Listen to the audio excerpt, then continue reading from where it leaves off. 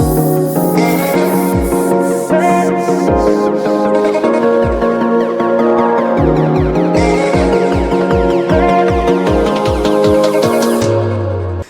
Hello hello, क्या हाल चाल। आप सबको नमस्कार। Welcome to the platform of physics navigator. कैसे हैं आप लोग? कैसी चल रही है आप लोगों की पढ़ाई?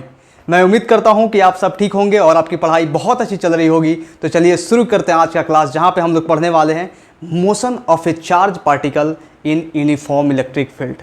मतलब देखिए यहाँ पे काइनेमेटिक्स का यूज होने वाला है, समझ रहे हैं ना। काइनेमेटिक्स अगर आपने अच्छे से नहीं पढ़ा होगा तो थोड़ी सी दिक्कत आ सकती है, लेकिन मैं हूं ना, आपको दिक्कत नहीं आने दूंगा। हर एक चीज़ को बेसिक से लेकर चलूंगा और इतना आसान तरीके से समझाऊंगा, इतना आसान तरीके से कि आज का जो ये टॉपिक है ऊपर से आसान बहुत ज़्यादा है और इतना ज़्यादा आसान कर दूंगा कि हलवा हो जाएगा आपके लिए। तो चलिए स्क्रीन पर अपने नज़रों को लगाइए और बहुत अच्छे से हर एक चीज़ को देखिए, ठीक है ना। देखिए यहाँ पे अपना आज का टॉपिक है motion of A charge particle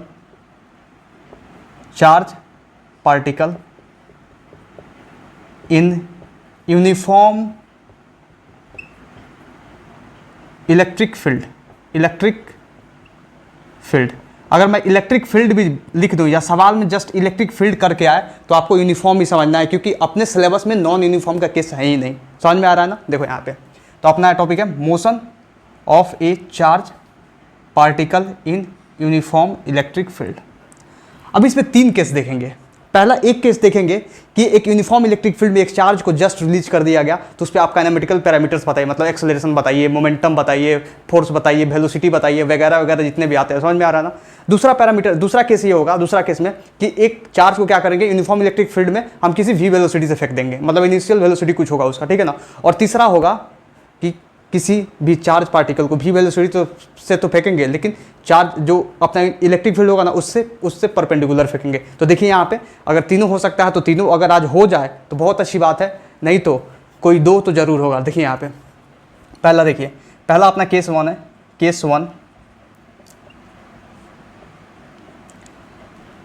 one कि when A charge particle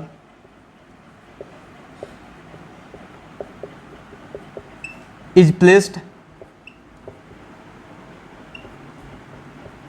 in an uniform electric field. Placed का मतलब रिलीज हुआ, रिलीज समझना आपको, समझ में आ रहा है। जहाँ भी प्लेस्ड लिखा हुआ उसका मतलब रिलीज, मतलब जस्ट रखा गया है, मतलब उसकी इनिशियल वेलोसिटी कुछ भी नहीं है, इनिशियली रेस्ट पे है, ठीक है ना। इनिशियली रेस्ट पे। प्लेस्ड का मतलब क्या हुआ? रिलीज हुआ। प्लेस्ड का मतलब मैं यहाँ पे लिख दे रहा हूँ, आप घबराइएगा नहीं, ठीक है ना। रिलीज इससे क्या होता है, इसका मतलब ये होता है इनिशियल वेलोसिटी उसका जीरो है, ठीक है ना। क्योंकि काइनेमेटिक्स में आपने पढ़ा होगा, कोई भी चीज़ को ड्रॉप किया जाता है या रिलीज किया जाता है उसको, तो उसकी इनिशियल वेलोसिटी कितनी होती है? उसकी इनिशियल वेलोसिटी अपना जीरो होती है, ठीक है ना। देखो यहाँ पे तो अपने क्या करना है, एक यूनिफॉर्म इलेक्ट्रिक फील्ड बनाना है। यूनिफॉर्म इलेक्ट्रिक फील्ड आपको कल पढ़ाया था ना, कैसा होता है उसका पैटर्न। यूनिफॉर्म इलेक्ट्रिक फील्ड का पैटर्न ऐसा होता है, कुछ खुचुक खचाक खुचुक खुचुक, ऐसा होता है कुछ, ठीक है ना। अब इसमें हम क्या करते हैं ना, किसी एक चार्ज को, मान लो जिसका क्यू चार्ज है, ठीक है ना, क्यू चार्ज है। अब इसको क्या करते हैं, जस्ट रख देते हैं वहाँ पे, मतलब उसकी इनिशियल वेलोसिटी जीरो होना चाहिए, जस्ट रख देना, जस्ट रिलीज करना वहाँ से। तो इलेक्ट्रिक फील्ड तो भैया इधर लग रहा है, तो जैसे हम रखेंगे कुछ समय बाद क्या होगा, जैसे मतलब टाइम जीरो पे देखा जाए तो टाइम जीरो पे T equal to zero, initial velocity equal to zero, ये बोल सकते हैं कि नहीं? बोल सकते हैं, क्योंकि हम जस्ट रखे हैं तो वहाँ पे इनिशियल वेलोसिटी जीरो रख के रखे हैं, ठीक है ना, मतलब रेस्ट पे रिलीज किए हैं वहाँ पे। लेकिन जैसे थोड़ा सा टाइम, मतलब टाइम टी सेकंड हुआ, तो वैसे ही क्या होगा, एक इलेक्ट्रिक फील्ड भैया इधर लग रहा है, ठीक है ना। अब इधर इलेक्ट्रिक फील्ड लग रहा है और ये पॉजिटिव चार्ज है। क्यों क्या है? पॉजिटिव चार्ज है। पॉजिटिव चार्ज है तो इस पर क्या लगेगा? फोर्स लगेगा इलेक्ट्रिक फील्ड के डायरेक्शन में, क्योंकि पॉजिटिव चार्ज पे जो फोर्स लगता है ना, फोर्स लगता है, तो फोर्स इलेक्ट्रिक फील्ड के डायरेक्शन में लगेगा, इधर लगता है, ठीक है ना। और ये फोर्स यहाँ पे लगा, ठीक है। अब ये फोर्स इधर लगा इलेक्ट्रिक फील्ड के डायरेक्शन में, और फोर्स जब लगा यहाँ पे तो फोर्स होगा, तो होगा कितना? वो होता है क्यू ई, मतलब फोर्स जो लगा, अपना लिख रहा हूँ यहाँ पे, फोर्स लगा कितना? क्यू ई, ठीक है। और फोर्स को सेकेंड लॉ ऑफ मोशन से क्या लिखा जा सकता है? ये लिखा जा सकता है मास इंटू एक्सेलरेशन, मतलब क्यू ई बटे एम, सॉरी क्यू ई हुआ ना, क्यू बटे एम कहाँ से? मास इंटू एक्सेलरेशन, इसको हमने लिखा मास इंटू एक्सेलरेशन, ठीक है। अब मास इंटू एक्सेलरेशन हमने इसको लिख दिया, तो हम यहाँ से एक्सेलरेशन निकालते हैं, ठीक है। एक्सेलरेशन देखिए यहाँ पे एक्सेलरेशन, तो एक्सेलरेशन कितना हो जाएगा? क्यू ई बटे एम।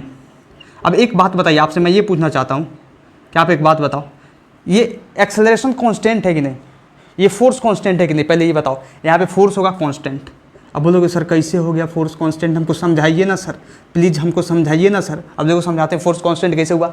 भाई क्यू चार्ज तो जितना दिया गया है पहले से क्यू ही रहेगा, वो तो बदलने वाला नहीं है। और यूनिफॉर्म इलेक्ट्रिक फील्ड है, मतलब इलेक्ट्रिक फील्ड भी कांस्टेंट है, चार्ज भी कांस्टेंट है। तो क्यू कांस्टेंट है, ई कांस्टेंट है, तो क्यू इंटू ई का प्रोडक्ट भी कांस्टेंट होगा। और क्यू इंटू ई का प्रोडक्ट क्या, फोर्स, तो फोर्स कांस्टेंट हुआ यहाँ पे। तो फोर्स कांस्टेंट हुआ यहाँ पे। देखिए मास, इसका कुछ मास होगा ना, जो हम चार्ज क्यू लिए थे इसका तो कुछ मास होगा, इसी का मास एम है, समझ रहे हैं, इसी का मास एम है, और इसका जो मास एम है वो भी तो कांस्टेंट है। तो यहाँ से जस्ट क्यू ई कांस्टेंट है, मास को कांस्टेंट, तो एक्सेलरेशन भी यहाँ पे कांस्टेंट, मतलब एक्सेलरेशन भी यहाँ पे कांस्टेंट हो जाएगा।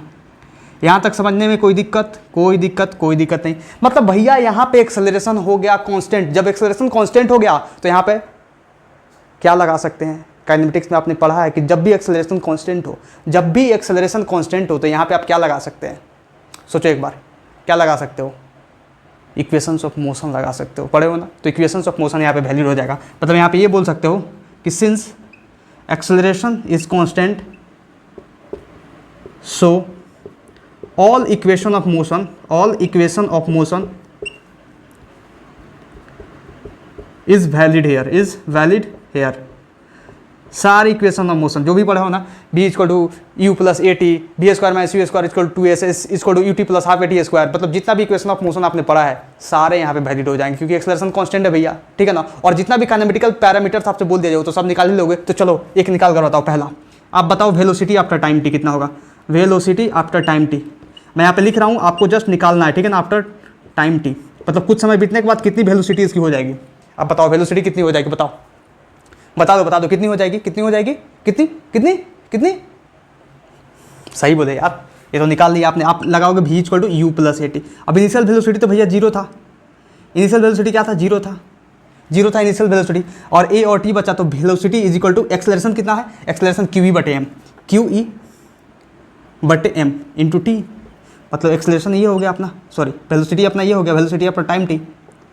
कोई दिक्कत है यहाँ तक, कोई दिक्कत नहीं होना चाहिए, बहुत आसान था, ठीक है ना। अब मैं आपसे ये पूछूँ, आप मोमेंटम बताओ, momentum second, momentum after time T, momentum after time T, momentum after time T. Sir momentum क्या होता है, मोमेंटम पढ़े हो ना, टाइम टी कहाँ पे पढ़े हो, न्यूटन्स लॉज ऑफ मोशन में आपको मोमेंटम पढ़ाया गया था। मोमेंटम क्या होता था, मास इंटू वेलोसिटी। और ये क्लास 9-8 से तो पढ़ते आ रहे हो भाई कि मोमेंटम होता है मास इंटू वेलोसिटी, मतलब P बराबर होता है मास इंटू वेलोसिटी। वेलोसिटी कितना आया after time T, velocity after time T आया क्यू ई बटे एम इंटू टी आया ना। और ये मास से मल्टीप्लाई कर देंगे, मतलब इतना हो जाएगा m इंटू क्यू ई बटे एम इंटू टी, मतलब मास से मास कटा, मतलब मोमेंटम अपना कितना आ गया, क्यू ई टी।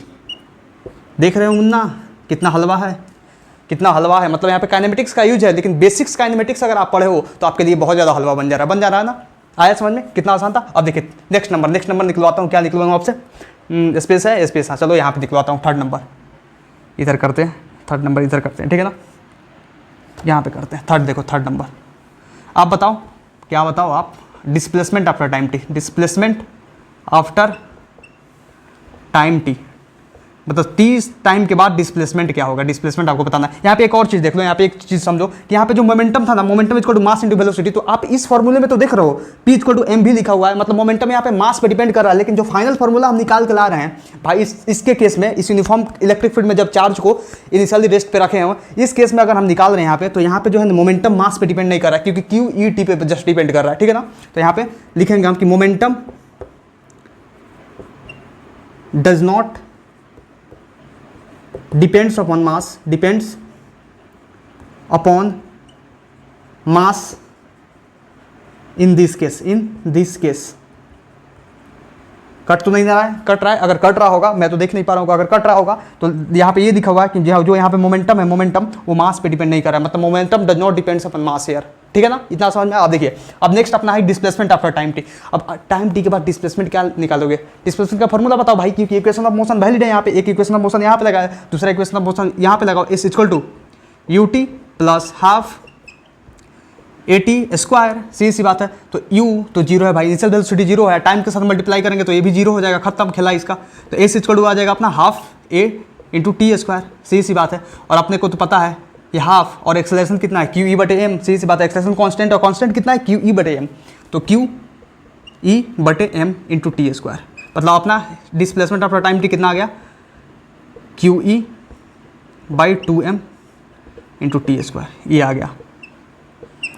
चलो एक बात आपसे पूछना चाहता हूँ, आप इस इक्वेशन को देखकर बताओ कि पाथ ऑफ द पार्टिकल क्या होगा। मतलब यहाँ पे पाथ ऑफ द पार्टिकल जो ये चार्ज को फेंके हैं, क्यू चार्ज को मतलब इनिशियली रेस्ट पे रखे हैं, फेंके नहीं है सॉरी, इनिशियली रेस्ट पे रखे हैं, तो इसका पाथ क्या होगा, पाथ क्या होगा, यहाँ चलेगा तो जरूर, अब किधर चलेगा, चलेगा क्या, क्या पाथ होगा, इमेजिन कर सकते हो, इमेजिन करो, बताओ बताओ, इमेजिन नहीं करना, यहाँ पे सोचना भी है। आप बोलोगे सर सर जो एस है ना वो directly proportional to T square है, तो पाथ जो होगा ना पैराबोलिक होगा, पैराबोलिक होगा। कौन कौन सा सहमत है, पाथ पैराबोलिक होगा, बताओ बताओ बताओ। चलो दो ऑप्शंस देता हूँ, पाथ कैसा होगा, पैराबोलिक होगा, पैराबोलिक पाथ होगा या स्ट्रेट लाइन पाथ होगा, स्ट्रेट लाइन पाथ होगा, स्ट्रेट लाइन पाथ होगा। सोचो एक बार, सोचो सोचो, बताओ बताओ क्या होगा, इसे मिटाता हूँ मैं। बोलोगे सर आंसर लिख दिए आप, कोई बात नहीं, आपको सोच समझ के आंसर भी जवाब भी देना है, जरूर थोड़ी है कि आप आंसर जस्ट बता दीजिएगा, उसके साथ मतलब कुछ मैच भी तो करना चाहिए, आपका रीजन क्या है, ठीक है ना। तो क्या आंसर होगा, आप बोलोगे sir S directly T square, तो टी स्क्वायर है तो कुछ भी किसी का पावर स्क्वायर होता है तो उस पैराबोलिक पाथ को फॉलो करता है। लेकिन आप एक बात ध्यान रखो भाई, सीधी ये बात गलत होगा, ये सही होगा। इसको मैं दो तरीके से आपको बता दूंगा, तीन तरीके से बता दूंगा कि स्ट्रेट लाइन पाथ क्यों होगा। भाई S directly proportional to T square, इसमें और इसमें रिलेशन से थोड़े पाथ का मतलब होता है। पाथ कौन देता है, इक्वेशन ऑफ ट्राजेक्टरी आप पढ़े हो, इक्वेशन ऑफ ट्राजेक्टरी में क्या बताया जाता था कि equation of trajectory path of the particle को बताता है, और इक्वेशन ऑफ ट्राजेक्टरी आता है एक्स और वाई के रिलेशन से। यहाँ पे भैया एस और टी के रिलेशन है, कैसे होगा, एस और टी का relation path of the particle थोड़े देगा। Path of the particle is given by, यहाँ पे लिख रहा हूँ मैं कि path of the particle is given by, path of particle is given by relation between x and y, x and y के रिलेशन से आता है, x and y के रिलेशन से आता है। तो यहाँ पे x और y का तो कुछ खेला नहीं है, नहीं तो इसको मैं मिटा रहा हूँ, ठीक है ना। यहाँ पे जस्ट कंफ्यूज मत होइए। अब मैं आपको समझा रहा हूँ कि स्ट्रेट लाइन पाथ क्यों हुआ, चलिए थोड़ा सा दिमाग लगा के भी समझाया जा सकता है, क्या दिक्कत है। देखो यहाँ पे जस्ट यहाँ पे आपको देखना है, जस्ट देखो यहाँ पे देखो, यहाँ पे ऐसा है कि क्यू चार्ज है, ठीक है ना, इलेक्ट्रिक फील्ड इस डायरेक्शन में, ठीक है, इलेक्ट्रिक फील्ड इस डायरेक्शन में, फोर्स भी इसी डायरेक्शन में लग रहा है, मतलब फोर्स भी इसी डायरेक्शन में लग रहा है और इलेक्ट्रिक फील्ड भी इसी डायरेक्शन में। मतलब यहाँ पे हम ये कह सकते हैं भाई, ये कह सकते हैं, क्या कह सकते हैं, क्या कह सकते हैं, समझाइए सर। यहाँ पे ये कह सकते हैं कि भाई फोर्स इसी डायरेक्शन में, ठीक है ना। अब यहाँ से समझो आप, एक चीज़ समझो, यहाँ पे ये जो वेलोसिटी है directly proportional to electric field है, ठीक है ना, है ना। यहाँ पे देखो velocity directly proportional to electric field है, तो हम यहाँ पे लिख सकते हैं, एक्सप्लेनेशन में लिख रहा हूँ मैं, एक्सप्लेनेशन में आपको मैथमेटिकली एक्सप्लेनेशन दे रहा हूँ, ठीक है ना। वेलोसिटी क्या है, directly proportional to electric field है, और एक्सेलरेशन भी directly proportional to electric field है। कोई सा कि यहाँ पे एक्सेलरेशन भी directly proportional to electric field है। मतलब वेलोसिटी एंड एक्सेलरेशन, मतलब ये क्या कह सकते हो, यहाँ पे देखो देखो बहुत बारीकी से, ठीक है ना, मैं जल्दबाजी नहीं करूँगा। मतलब ये कहने का मतलब हुआ कि जो वेलोसिटी का डायरेक्शन हो ना वो इलेक्ट्रिक फील्ड के डायरेक्शन में, ठीक है, जो एक्सेलरेशन का डायरेक्शन है ना वो इलेक्ट्रिक फील्ड के डायरेक्शन में है। मतलब वेलोसिटी एंड एक्सेलरेशन जो है वो इलेक्ट्रिक फील्ड का डायरेक्शन है, मतलब velocity and acceleration same direction में है। क्या बोलना चाहता हूँ, समझ में आ रहा है। मतलब यहाँ पे ये हुआ कि वेलोसिटी इलेक्ट्रिक फील्ड के डायरेक्शन में है, एक्सेलरेशन भी इलेक्ट्रिक फील्ड के डायरेक्शन में है। मतलब वेलोसिटी और एक्सेलरेशन इलेक्ट्रिक फील्ड के डायरेक्शन में, मतलब वेलोसिटी और एक्सेलरेशन सेम डायरेक्शन में होगा तभी तो इलेक्ट्रिक फील्ड के डायरेक्शन में होगा ना। आ रहा है समझ में ना। तो देखो यहाँ पे हम ये लिख सकते हैं यहाँ पे कि velocity and acceleration are in same direction, direction as that of electric field. कोई शक यहाँ पे कोई शक नहीं होना चाहिए। मतलब इलेक्ट्रिक फील्ड का जो डायरेक्शन है उसी का डायरेक्शन है वेलोसिटी और एक्सेलरेशन है। सीधी सी बात है, जब भी वेलोसिटी और एक्सेलरेशन सेम डायरेक्शन में होगा तो पाथ कैसा होगा, काइनेमेटिक्स में पढ़े हो ना, पाथ होगा स्ट्रेट लाइन। इसीलिए अपना आंसर ही आया समझ में। चलिए इसे नोट कीजिए, नेक्स्ट मैं और कुछ करा रहा हूँ, जल्दी फटाफट। चलिए इस क्वेश्चन को सोल्व कीजिए। आपने अभी जो भी सीखा उसका प्रदर्शन करने का वक्त आ गया, और ये क्वेश्चन जो है ना आपको सिखाएगा कि सच में आपने क्या सीखा। अगर इस सवाल का जवाब देते हो तो आपका जो माइंड है ना सही काम कर रहा है। ठीक है, जल्दी फटाफट, आपको 1 मिनट का समय दिया जा रहा है, फटाफट कर लीजिए। बहुत आसान सवाल है, कर लिया, 1 मिनट लेके कर लिया, पॉज करके कर लिया, किया ना। देखो मैं करता हूँ। क्वेश्चन है अपना कि an electron enters an electric field with its velocity in the direction of electric field lines, then the path of the electron will be a circle, the path of the electron will be a parabola, the velocity of electron will decrease just after the entry, the velocity of electron will increase just after the entry। क्या होगा answer, क्या कौन सा लग रहा है आपको, बताओ चारों में से कौन सा लग रहा है। D C B A B C D C B A D, कौन सा आ रहा है समझ में, दिमाग में कुछ टनक रहा है नहीं। देखिए मैं टनकाता हूँ, देखिए सवाल जो बोल रहा है थोड़ा सा कॉमन सेंस का यूज होगा, आंसर आ जाएगा। ठीक है ना। बोला N electron enters an electric field with its velocity in the direction of electric field lines. ठीक है ना। तो भाई जब भी आपसे बोला था ना कि यूनिफॉर्म इलेक्ट्रिक फील्ड ना लिखे, तब भी आपको यूनिफॉर्म ही इलेक्ट्रिक फील्ड ड्रॉ करना है। ठीक है ना। तो इलेक्ट्रिक फील्ड का डायरेक्शन ये है। अब भैया इलेक्ट्रॉन जो है ना, इलेक्ट्रॉन मतलब इलेक्ट्रॉन इधर एंट्री लेता है, ठीक है ना, इलेक्ट्रॉन एंट्री लेता है, कैसे लेता है, विथ इट्स वेलोसिटी, मतलब वेलोसिटी से, कुछ वेलोसिटी से एंट्री लेता है इलेक्ट्रॉन, मतलब इसका कुछ वेलोसिटी है, अभी ये कह सकते हैं। अब मान लो उसमें क्या पढ़ाया था, इससे पहले आपको ये पढ़ाया था, ये भी एक केस है, समझ में आ रहा है ना, ये क्वेश्चन समझ लीजिए गलती से आ गया, लेकिन कोई बात नहीं, ये सवाल आपको समझ में आ जाएगा, ठीक है ना, ये सवाल आपको समझ में आ जाएगा, गारंटी देता हूँ। इसका भी एक केस है कि अगर किसी वेलोसिटी से पार्टिकल को, चार्ज पार्टिकल को फेंक देना है, तब क्या होगा यूनिफॉर्म इलेक्ट्रिक फील्ड में, ठीक है ना, वो भी एक केस कराऊंगा मैं, जस्ट इसके बाद कराऊंगा, कुछ क्वेश्चंस कराने के बाद, ठीक है ना। चलिए देख लीजिए, गलती से आ गया लेकिन कोई बात नहीं, इसको मैं बता दे रहा हूँ आपको। ये भैया वेलोसिटी बोल रहा है कि इलेक्ट्रिक फील्ड के डायरेक्शन में इसकी वेलोसिटी है, बोल रहा है ना कि an electron enters an electric field with its velocity in the direction of electric field lines, मतलब इलेक्ट्रिक फील्ड लाइन सही है, मतलब इलेक्ट्रिक फील्ड के डायरेक्शन में इसकी वेलोसिटी है। तो जब इलेक्ट्रिक फील्ड के डायरेक्शन में इसकी वेलोसिटी है तो भैया ये इलेक्ट्रॉन है, मतलब निगेटिवली चार्ज पार्टिकल है, और निगेटिवली चार्ज पार्टिकल फोर्स किधर रहेगा, opposite to the electric field रहेगा, लगेगा ना। तो यहाँ पे इलेक्ट्रिक फील्ड इधर है तो फोर्स अपना लग जाएगा इधर, और फोर्स जब इधर लग गया भैया, फोर्स इधर लग गया, मतलब फोर्स जब इधर लगा इसका मतलब एक्सेलरेशन भी तो इधर ही हुआ ना। फोर्स का मतलब क्या होता है, एक्सेलरेशन। कोई गलत बात बोल रहा हूँ तो बताओ आप। फोर्स का मतलब क्या होता है, एक्सेलरेशन होता है। फोर्स का मतलब क्या होता है, एक्सेलरेशन, मतलब force directly proportional to acceleration होता है, फोर्स में मास इनटू एक्सेलरेशन होता है, मतलब फोर्स का जो डायरेक्शन होता है वो एक्सेलरेशन के डायरेक्शन के अलॉन्ग होता है, ठीक है ना। तो फोर्स मतलब एक्सेलरेशन, मतलब वेलोसिटी और एक्सेलरेशन अपोजिट डायरेक्शन में।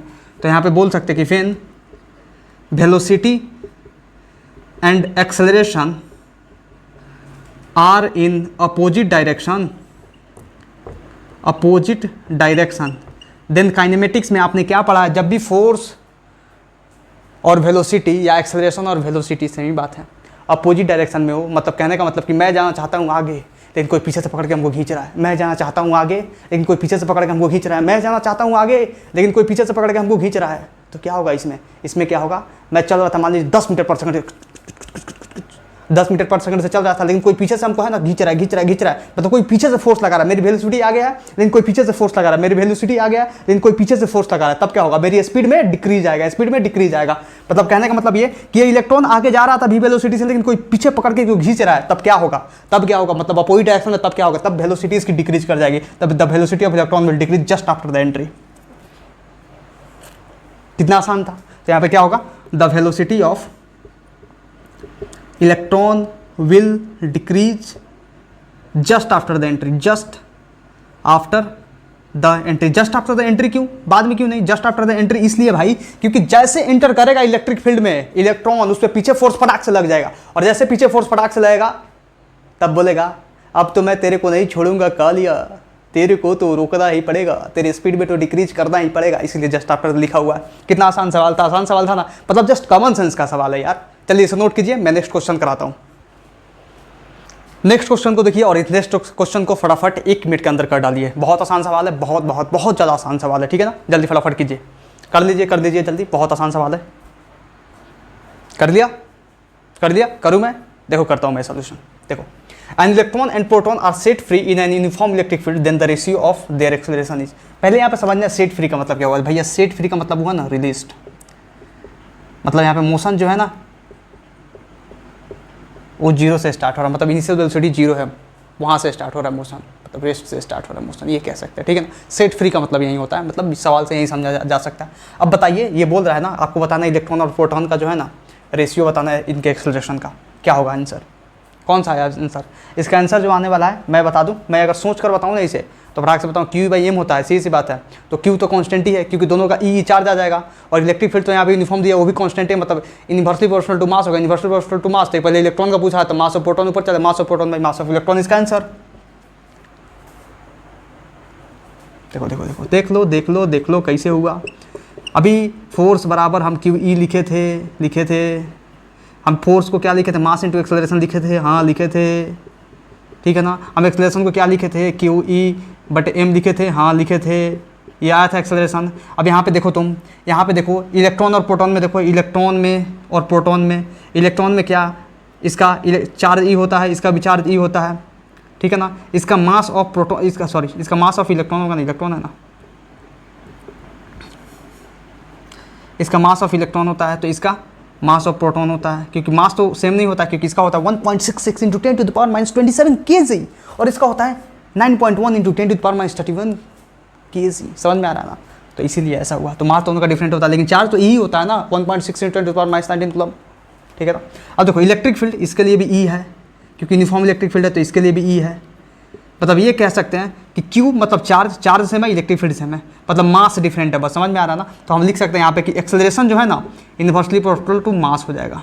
मतलब इस रिलेशन का इस्तेमाल कीजिए और कृपया आंसर लाइए। मतलब ये हम बोल सकते हैं कि एक्सेलरेशन ऑफ इलेक्ट्रॉन बटे acceleration of proton is equal to mass नीचे आता है इन्वर्सली प्रोपोर्शनल, तो मास प्रोटॉन ऊपर चला जाएगा बाई मास ऑफ इलेक्ट्रॉन नीचे। कॉमन सेंस लगाइए, आंसर पाइए। कितना आसान था। देखिए मैंने अपने मतलब मुजबानी कैसे कर दिया, ओरली कैसे कर दिया। ओरली तब होगा जब आपको फार्मूला टिप्स पे याद होगा, बहुत ज़्यादा प्रैक्टिस होगा। कोई बात नहीं, फर्स्ट टाइम पढ़ रहे हैं, आपका भी हो जाएगा। ठीक है, चलिए मस्त उतारिए यार, उतारो जल्दी जल्दी। नेक्स्ट भी सवाल कराना है, बहुत सारा सवाल है। चलिए इस सवाल को फटाफट निपटाइए, जल्दी जल्दी, फटाफट फटाफट फटाफट फटाफट, समय नहीं लगना चाहिए, जल्दी निपटाइए। 1 मिनट का समय मिलता है आपको। कर दिया आपने, कर लिया। देखिए मैं करता हूँ इसका सॉल्यूशन। इसका आंसर क्या होने वाला है? बोलोगे सर सेम सवाल आपने दिया। भाई सेम सवाल नहीं है ये, उसमें पूछा गया था एक्सेलरेशन, इसमें पूछा गया भैया मोमेंटम। और बताया था ना आपको कि मोमेंटम जो है मास पे डिपेंड नहीं करेगा। कैसे बताइए सर। मोमेंटम क्या आया था अपना? मोमेंटम क्या आया था? मोमेंटम जो आया था, मोमेंटम आफ्टर टाइम टी हमने निकाला था। आफ्टर टाइम टी कितना आया था? वो आया था P बराबर, क्योंकि आफ्टर टाइम टी पूछ रहा है, P बराबर एम भी आया था ना, एम बी। तो P बराबर एम बी तो होता है, लेकिन P बराबर यहाँ पे आया था QET। इसमें कोई शक नहीं, यही आंसर आया था। मतलब यहाँ पे जो है ना momentum does not depends upon mass, does not depends upon mass.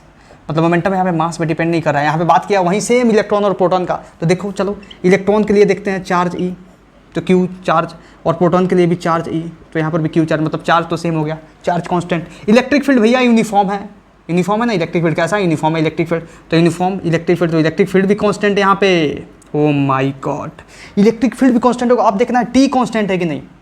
अब पूछ रहा है आफ्टर टाइम T, दोनों के लिए भाई, इलेक्ट्रॉन के लिए प्रोटॉन के लिए दोनों, मतलब आफ्टर टाइम T टाइम के बाद दोनों के लिए, तो टाइम भी कांस्टेंट। अब बताओ सब कुछ कांस्टेंट है, मतलब momentum does not depend on any of this physical quantities. मतलब मोमेंटम यहाँ पे क्या हो गया? कांस्टेंट हो गया। और जब भी मोमेंटम कांस्टेंट हुआ तो momentum of electron by momentum of proton is equal to unity answer 1। भाई कांस्टेंट अपन कांस्टेंट कटाओगे तो 1 ही ना आएगा यहाँ पे। मतलब यहाँ पे कांस्टेंट सेम ही है, सीधी सी बात है। इसका आंसर यूनिटी आना चाहिए, कोई शक नहीं। तो अपना आंसर कौन सा हो गया? यूनिटी। बहुत आसान था ना। चलिए इसे नोट कीजिए, नेक्स्ट क्वेश्चन की तरफ बढ़ते हैं। नेक्स्ट क्वेश्चन आपके स्क्रीन पे ये रहा, जल्दी फटाफट सोल्व कर दीजिए, जल्दी फटाफट। 1 मिनट का समय मिलता है। ये समझ लीजिए कि कोई सवाल नहीं है भाई, ये हलवा सवाल जो भी आपको कराया था ना, मतलब डिस्प्लेसमेंट आफ्टर टाइम टी, वो लगाना है, आंसर लाना है। ठीक है, जल्दी फटाफट 1 मिनट पॉज कीजिए।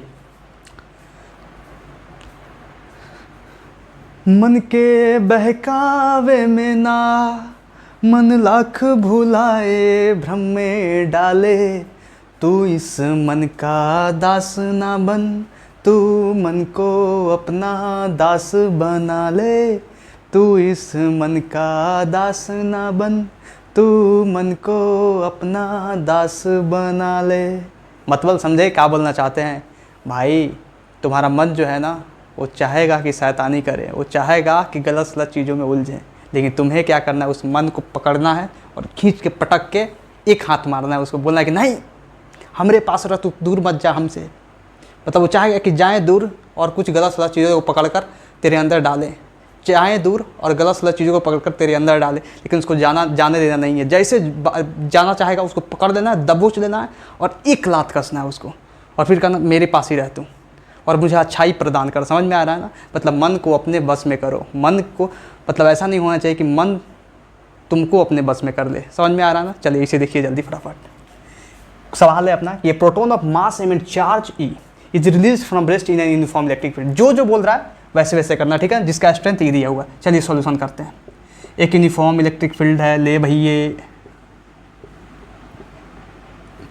उसमें मास M और चार्ज Q का, एक क्या है? प्रोटॉन है। ठीक है चलिए, रेस्ट से रिलीज किया गया, मतलब इनिशियल वेलोसिटीज़ का 0 है, मतलब इनिशियल वेलोसिटीज़ का 0 है। इधर जा रहा है, फोर्स भी इधर लगेगा, इसका फोर्स तो इधर ही लगेगा ना, और फोर्स इधर लगा अपना, ठीक है ना। The time taken by it to travel the distance D in the field is, oh by god, बहुत आसान है।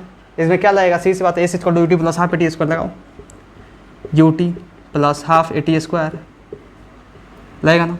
अपना एक्सेलरेशन यहाँ से क्या आएगा? एक्सेलरेशन अपना आएगा क्यू वी बाई एम। अब बोलोगे सर कैसे, 10 बार करा चुका हूँ, फिर कैसे क्या, एक्सेलरेशन इतना आया, ठीक है ना।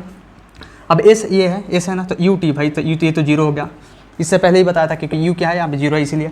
अब एस के फॉर्मूला हम लगा देंगे यहाँ पे हाफ एक्सेलरेशन की जगह पे Q V by M, Q E बटे एम इंटू टी स्क्वायर। और एस को क्या बोला है भाई, डी डिस्टेंस चलने के बाद, मतलब एस को डी ही बोल रहा है।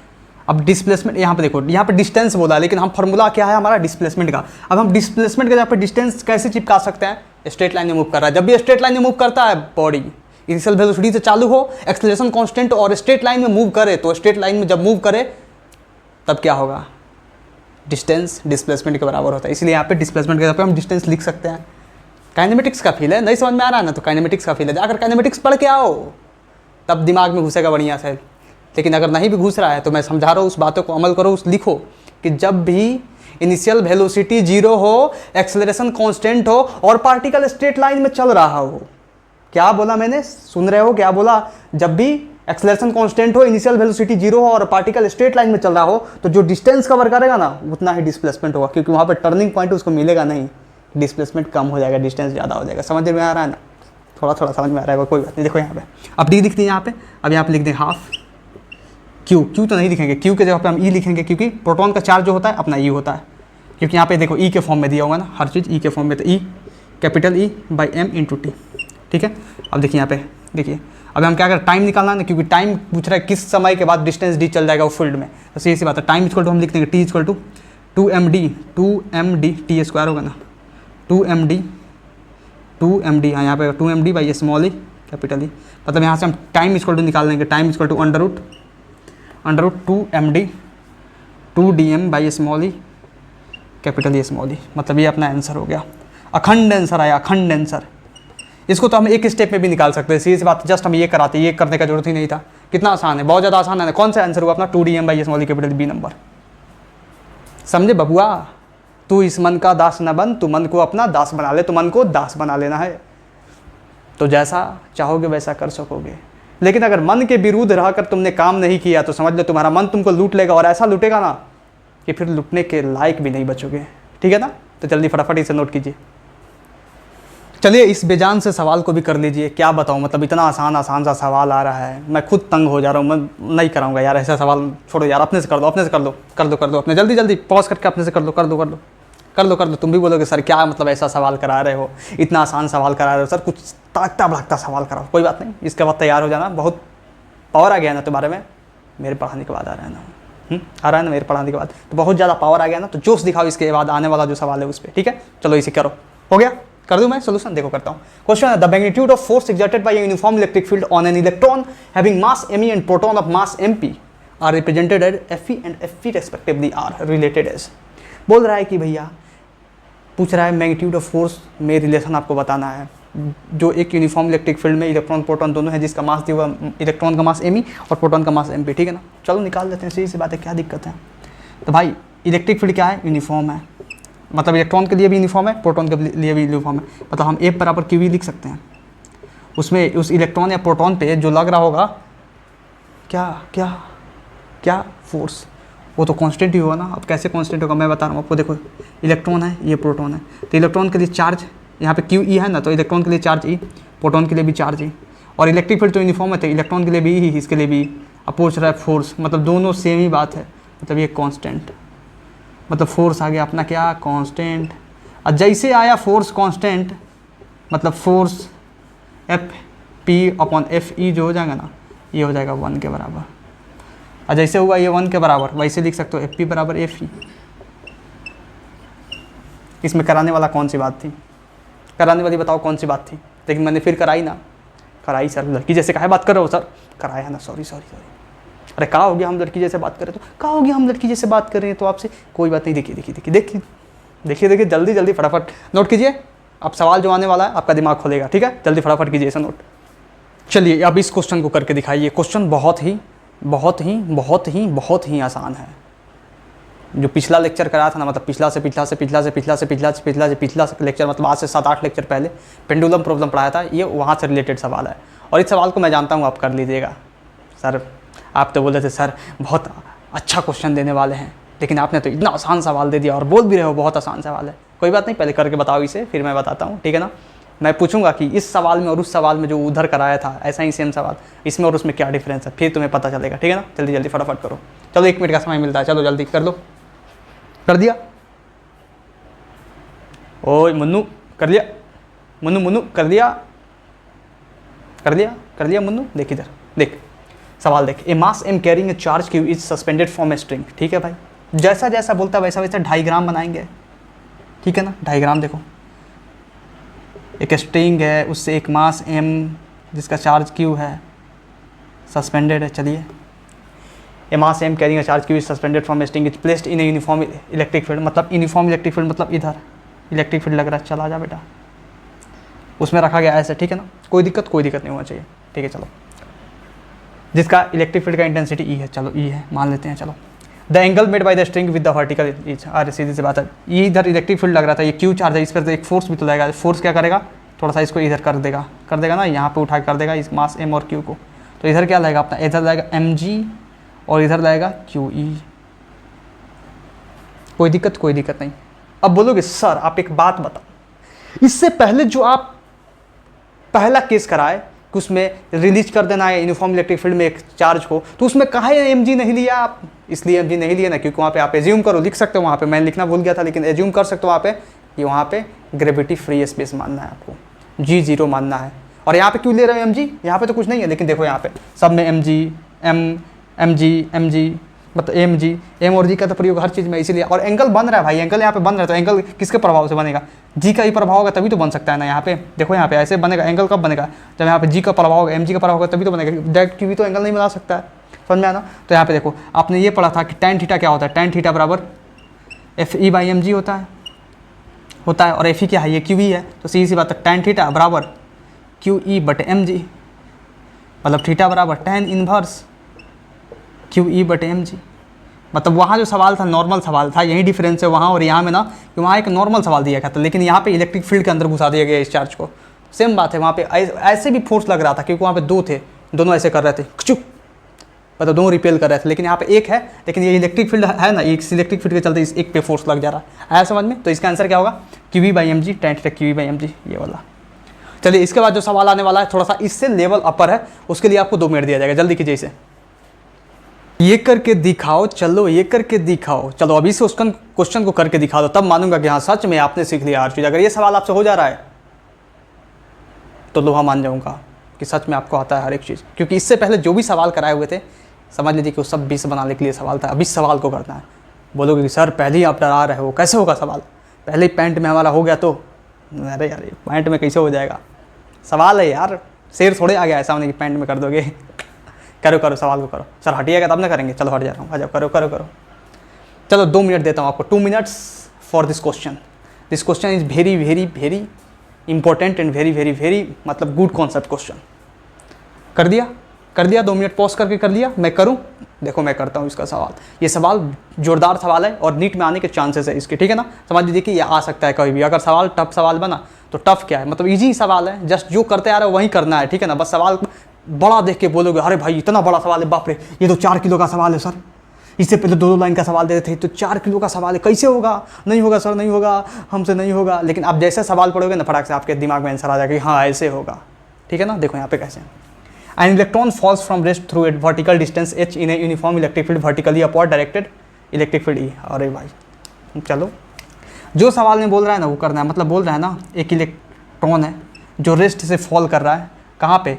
रेस्ट से फॉल कर रहा है, तो रेस्ट से फॉल कर रहा है, रेस्ट से क्या कर रहा है? फॉल कर रहा है, नीचे गिर रहा है वर्टिकली अपवार्ड इलेक्ट्रिक फील्ड में। समझ में आया ना, वर्टिकली अपवार्ड इलेक्ट्रिक फील्ड में, मतलब इलेक्ट्रिक फील्ड यहाँ पे डायरेक्टेड क्या है? Vertically upward. और इसी इलेक्ट्रिक फील्ड में एक इलेक्ट्रॉन नीचे गिर रहा है, ये गिरने का साइन है, ठीक है ना। कोई दिक्कत नहीं, यहाँ तक कोई दिक्कत नहीं, क्योंकि जो पहला लाइन बोला N electron falls from rest मतलब इनिशियल वेलोसिटी इसकी 0 है, ठीक है ना, यू 0 लिख दे रहा हूँ, initial velocity 0 through a vertical distance h। कौन सा डिस्टेंस? ये जो डिस्टेंस ये दिया हुआ है, ये h डिस्टेंस दिया हुआ है, ठीक है ना। इन an uniform electric field vertically upward directed, ठीक है ना। The direction of electric field is now reversed. अरे भाई अब जो इलेक्ट्रिक फील्ड ऐसे था उसको अब ऐसे कर देना, ठीक है। चलो करते हैं सेकंड केस में। अब इलेक्ट्रिक फील्ड का डायरेक्शन हम रिवर्स कर दिए, चलो कर दिए, ठीक है ना। अब बोल रहा है next, keeping its magnitude the same, मतलब जो इलेक्ट्रिक फील्ड का मैग्नीट्यूड था वही इलेक्ट्रिक फील्ड का मैग्नीट्यूड, मतलब इसका ई मैग्नीट्यूड तो इसका भी ई मैग्नीट्यूड। चलो कर दिए, जो बोल रहा है वो करते जाना, ठीक है ना। A proton is allowed to fall from rest in it through the same vertical distance H, मतलब इसमें एक प्रोटॉन को क्या किया गया, गिराया गया नीचे ही, मतलब सेम उसी एच हाइट से, एच हाइट से। अब पूछ रहा है क्या, the time of fall of the electron in comparison to the time fall of proton is. अरे यार मतलब ये क्या बोलूँ, पूरा दिल पे ये दर्द देके चला गया सवाल। मैं सोच रहा हूँ कि ये सब देने का क्या ज़रूरत है यार, ये तो जस्ट इलेक्ट्रॉन प्रोटॉन लिख के बोल देता कि एक इलेक्ट्रॉन है एक प्रोटॉन है, यूनिफॉर्म इलेक्ट्रिक फील्ड में, ऐसी सी बात है, और ये लाइन लिख देता, अब आंसर हम टिक कर देते, क्या होता। इतना आसान मेरे दिमाग में ऐसे टनक रहा है। लेकिन ये जो मैं बोलूँ, इतना लंबा सवाल नीट में क्यों फंसाता है, इतना लंबा सवाल क्यों देता है, पता है क्यों देता है, वो दिमाग चक्री आने के लिए देता है कि आपका दिमाग चक्री खा के गिर जाए वहीं पे, और इतना बड़ा सवाल है देख के डर जाए वहीं पे, और वहीं पे आपका चितरी छूट जाए और वहीं पे सवाल छोड़ दें आप, इसीलिए दिया जाता है ऐसा सवाल। लेकिन जब भी इतना लंबी सवाल है ना, आपको लंबा नहीं हो जाना है, ठीक है ना, आपको आराम से अपने दिमाग से सोचना है कि भाई जितना बड़ा सवाल होगा उतना उसका आसान आंसर होगा। क्या, जितना बड़ा सवाल होगा उतना उसका आसान आंसर होगा, बस आपको पैसेंस रख के सोचने की ज़रूरत है उस सवाल को, ठीक है ना। देखिए यहाँ पे तो बोल रहा है क्या कि टाइम बताना है आपको इलेक्ट्रॉन और प्रोटॉन के गिरने के में, ठीक है ना, क्या रिलेशन होगा, स्मॉलर होगा मतलब 5 टाइम्स ग्रेटर होगा, इक्वल होगा, 10 टाइम्स ग्रेटर होगा। चलिए देखते हैं। तो ठीक है, एच हाइट सेम है ना, तो दोनों तो रेस्ट से गिरा है, ये भी रेस्ट से गिर रहा है, रेस्ट से गिरा, मतलब यूनिफॉर्म इलेक्ट्रिक फील्ड में रेस्ट वाला केस हमने क्या पढ़ा था, उसमें एच हाइट वाला आया था, मतलब जो एस का फॉर्मूला था वो आया था अपना, मतलब half Q E by M into T square, मतलब ये था ना, half A T square, half A है इंटू टी स्क्वायर। तो किस हाइट से गिर रहा है, एच हाइट से, और हाफ क्यू ई, मतलब क्यू देखा जाए तो चार्ज देखा जाए तो दोनों के लिए दिख रहा हूँ, ठीक है ना। इसका भी चार्ज ई होगा क्योंकि इलेक्ट्रॉन है, इसका भी चार्ज ई होगा, इस भी इलेक्ट्रॉन होता है, ई कैपिटल ई बाई मास, लेकिन मास डिफरेंट होगा, मास कभी सेम नहीं हो सकता, ठीक है ना। और ये हो गया टी स्क्वायर, दोनों में टाइम अब जो आएगा देखा जाएगा टाइम क्या आ रहा है, दोनों के लिए क्या देखा जाए, कांस्टेंट देख लिया जाए पहले, कांस्टेंट कौन सा, एच कांस्टेंट है क्योंकि सेम हाइट से गिर रहा है, ठीक है ना। चलो हाफ तो पहले से कांस्टेंट ही है क्योंकि कांस्टेंट इज ऑलवेज कांस्टेंट, और स्मॉल ई भी कांस्टेंट है क्योंकि स्मॉल ई क्या है, चार्ज है, इसका भी, प्रोटॉन का भी चार्ज सेम होता है, इलेक्ट्रॉन का भी चार्ज सेम होता है, ठीक है ना। तो स्मॉल ई भी कांस्टेंट है, इलेक्ट्रिक फील्ड भी कांस्टेंट है, मास कांस्टेंट है, मास कांस्टेंट यहाँ पे नहीं है, मास कांस्टेंट नहीं क्योंकि मास प्रोटॉन का अलग होता है, मास इलेक्ट्रॉन का अलग होता है। यहाँ पे टाइम कांस्टेंट है, टाइम तो पूछ ही रहा है तो कांस्टेंट क्या है बोलोगे, मतलब बोलोगे मास इधर आ जाएगा, मतलब T square directly proportional to M आ रहा है इस रिलेशन से, मतलब तुम ये बोल सकते हो ना कि T directly proportional to root M, मतलब जिसका मास ज़्यादा उसका टाइम ज़्यादा, सीधी सी बात है। तो तुम ये बताओ कि मास किसका ज़्यादा होता है, मास ऑफ प्रोटॉन ज़्यादा होता है मास ऑफ इलेक्ट्रॉन से, तो मास ऑफ प्रोटॉन ज़्यादा होता है मास ऑफ इलेक्ट्रॉन से, तो टाइम प्रोटॉन को गिरने में ज़्यादा लगेगा टाइम इलेक्ट्रॉन से। अब ऐसा तो कुछ आंसर नहीं दिया, स्मॉलर ग्रेटर लिखा हुआ है, अब इसमें भी फंस सकते हो आप, तो पढ़ो यहाँ से पढ़ना चालू करोगे तब आपको पता चलेगा। पढ़ो, the time of fall of electron is smaller compare to time of fall of proton, is smaller, the time of fall of electron is smaller, क्योंकि टाइम स्मॉलर है प्रोटॉन के कंपेरिजन में, टाइम स्मॉलर है, इसलिए answer होगा। कैसा लगा जल्दी बताइए, अच्छा लगा, बढ़िया लगा, मतलब कितना ज़्यादा आसान सवाल था। बस समझिए कि इतना लंबा सवाल दे के आपको जस्ट फंसाना चाहता था ये, लेकिन हम फंसने वाले नहीं हैं, हम तो वो हैं जो हर एक सवाल को धुआं उड़ा दे, ठीक है ना। चलिए इसे नोट कीजिए, नेक्स्ट और लास्ट सवाल कराता हूँ आपको, ठीक है ना।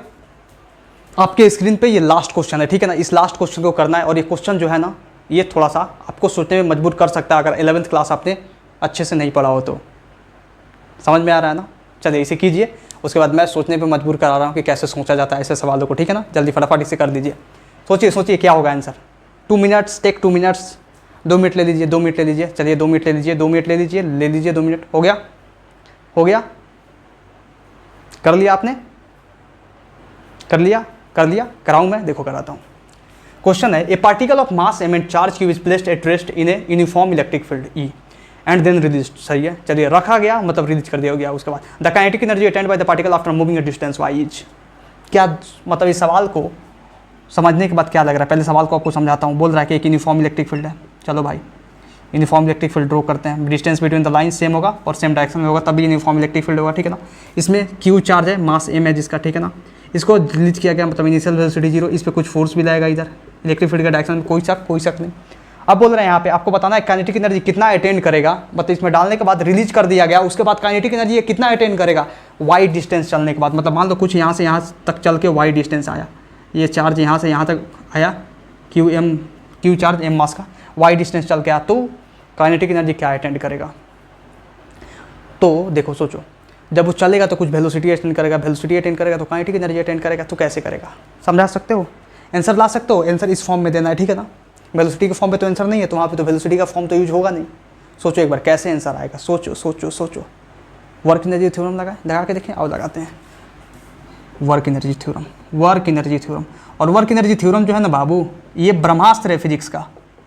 फिजिक्स का क्या है, ब्रह्मास्त्र है, कहीं भी लग जाता है। मतलब जहाँ पे दो वेलोसिटी का बात चले ना, समझ लो वहाँ पे लग जाएगा। मतलब यहाँ पे एक जगह रेस्ट हो, दूसरा जगह भी रेस्ट हो, तब भी लग जाएगा। समझ में आ रहा है, मतलब दो जगह पे लग जाएगा। मतलब 2 पॉइंट दिया होना चाहिए, जहाँ पे वेलोसिटी 0 हो चाहे वेलोसिटी हो, तब लग जाएगा, ठीक है ना।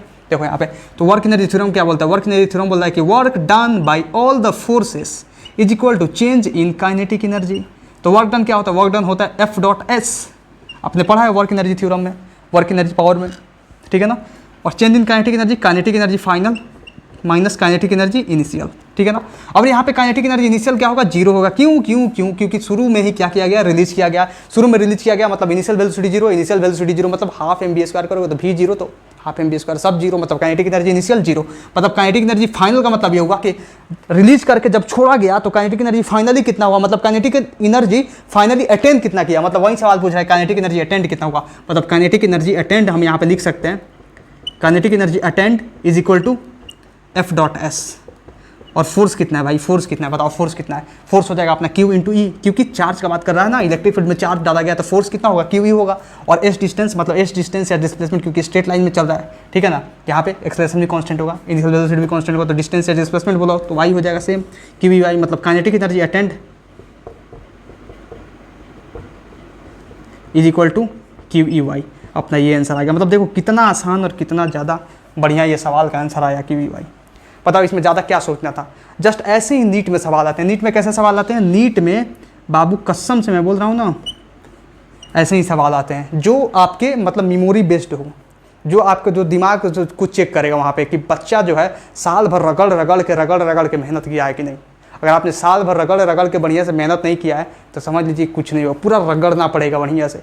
तो अब भी रगड़ लीजिए, इतना रगड़ लीजिए कि जस्ट सवाल आए आपके सामने पेपर में नीट 2025 में, और सवाल आते पढ़ें आंसर मिल जाए, तब देखिए कितना मज़ा आता है। साफ ठोक के गारंटी करता हूँ 700+ नंबर लेकर आओगे। तो चलिए आज के लिए बस इतना ही, बस इतना क्या मतलब बहुत कराया आज, ठीक है ना। क्वेश्चंस कराएं, पहला केस बताया, दूसरा केस कल बताऊंगा। दूसरा केस क्या होगा, दूसरा केस अपना ये होगा कि किसी चार्ज को यूनिफॉर्म इलेक्ट्रिक फील्ड में, समझ में आ रहा ना, इनिशियल वेलोसिटी देकर फेंकेंगे। यहाँ पे तो इनिशियल वेलोसिटी 0 था, रेस्ट में रख दे रहे थे या रिलीज कर दे रहे थे, लेकिन वहाँ पे देकर फेंकना है, parallel to the electric field फेंकना है। पहले दूसरा केस हुआ। तीसरा केस ये होगा कि perpendicular to the electric field किसी चार्ज को हम फेंक रहे हैं, तब क्या मतलब काइनेमेटिकल पैरामीटर्स का क्या आंसर आएगा, समझ में आ रहा ना। तो चलिए आज के लिए बस इतना ही। Thank you very much, bye bye. Please like, subscribe and share my brothers, my sisters. Thank you very much.